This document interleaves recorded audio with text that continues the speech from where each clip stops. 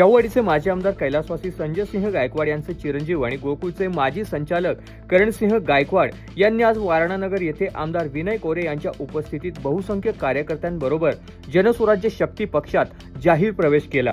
गोकुळ निवडणुकीच्या पार्श्वभूमीवर करणसिंह गायकवाड यांचा हा पक्ष प्रवेश शाहूवाडी पन्हाळा विधानसभा मतदारसंघाच्या दृष्टिकोनातून खूप महत्त्वाचा मानला जात आहे। शाहूवाडीचे माजी आमदार कैलासवासी संजयसिंह गायकवाड यांच्या माध्यमातून शाहूवाडी तालुक्यात काँग्रेस पक्ष रुजला होता। त्यांच्या कारकिर्दीत शाहूवाडी तालुका काँग्रेसचा बालेकिल्ला म्हणून ओळखला जात होता। त्यांच्या निधनानंतर त्यांच्या पत्नी श्रीमती संजीवनी देवी गायकवाड यांनी आमदार म्हणून या तालुक्याचे काँग्रेस पक्षातूनच प्रतिनिधित्व केले। यानंतर त्यांचे चिरंजीव करणसिंह गायकवाड यांनी काँग्रेस पक्षातून आमदार विनय कोरे यांच्या विरोधात विधानसभा निवडणूक लढवली होती, मात्र त्यांचा पराभव झाला होता।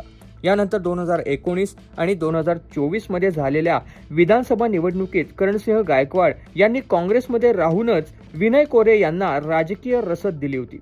त्यामुळे जिल्हा काँग्रेसमधून त्यांच्याबद्दल नाराजी व्यक्त होती, पण त्यांच्या विरोधात पक्षविरोधी कारवाई करण्यात आली नव्हती। आमदार विनय कोरे यांनी 2021 मध्ये झालेल्या गोकुळच्या निवडणुकीत त्यांना संचालक करून पैरा फेडला होता। सध्या गोकुळच्या निवडणुकीची रणधुमाळी सुरू आहे। या निवडणुकीसाठी आमदार विनय कोरे यांचे निकटवर्तीय आणि जनसुराज्य शक्ती पक्षाचे शाहूवाडी तालुक्यातील शिलेदार म्हणून ओळखले जाणारे सर्जेराव पाटील पेरडकर जनसुराज्य शक्ती पक्षाच्या कोट्यातून इच्छुक असल्याचे समजते। या पार्श्वभूमीवर करणसिंह गायकवाड यांचा जनसुराज्य शक्ती पक्षातील प्रवेश शाहूवाडी पन्हाळा विधानसभा मतदारसंघाच्या दृष्टिकोनातून खूप महत्त्वाचा मानला जात आहे। करणसिंह गायकवाड यांच्या आजच्या या पक्ष प्रवेशावेळी जनसुराज्य शक्ती पक्षाचे प्रमुख नेते सर्जेराव पाटील पेरडकर अनुपस्थित होते। याबद्दल उपस्थितांमध्ये चर्चा सुरू होती।